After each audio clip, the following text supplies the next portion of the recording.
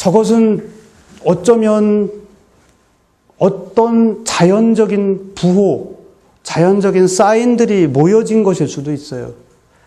예를 들면 거북이 등껍질에 생긴 균열 모양, 이런 것들이 저렇게 정돈된 것일 수도 있고,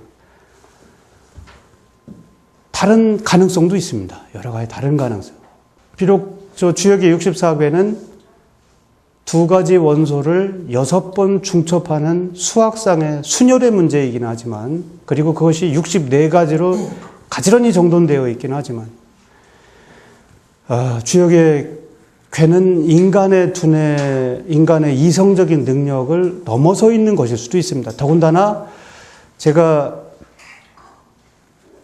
이 주역이라는 책을 인간이 접근한다고 할 때 상경 30개, 하경 34개의 이 언밸런스가 무엇을 뜻하는지 이게 굉장히 중요한 의미를 갖는데, 그 30개와 34개를 배치한 걸 보면 제 생각으로는 내 머리로는 이해할 수가 없어요. 그 논리를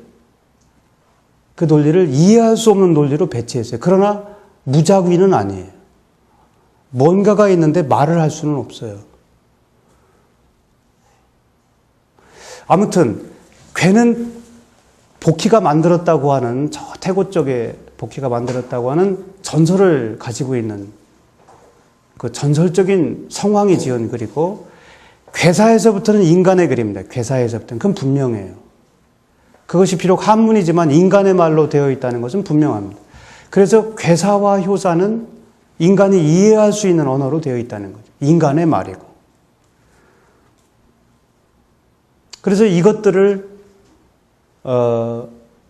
먼저 이해하는 것이 저는 주역을 가장 본질적으로 이해하는 길이라고 생각해요. 괴사와 효사를.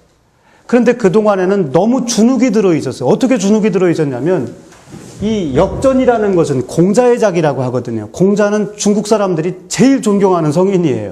복희, 문왕, 주공도 존경하지만 공자가 최고입니다.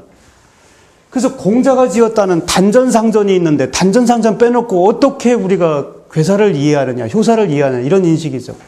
또 그 다음에 개사전, 설계전, 서계전, 잡계전이라고 하는 시빅체제가 있는데 그걸 떠나서 어떻게 이해하느냐라는 생각이 압도했어요. 그 다음에 조선시대에 와가지고는 정자주자에 꽉 매여요. 정자주자를 놓으면 죽을 줄 알았어요. 정자주자의 주석을 빼놓고 어떻게 공자의 뜻을 이해하며, 공자의 뜻을 이해하지도 못하면서 어떻게 감히 저 역경을 이해한단 말이에요. 이건 완전히 그 조선시대 학자들의 머리로서는 제가 볼 때는 그 뭐라고 할까요? 그 아주 말도 안 되는 그런 것이라고 생각을 한 거죠.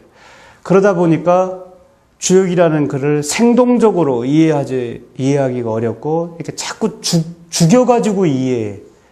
살아있는 생선을 먹어야 더 맛있는데, 그걸 막 난도질을 해가지고 익히고 양념하고 거기다가 뭐 별의별 걸 다 뒤섞어가지고 잡탕을 만들어 놓고 그걸 먹는 거예요.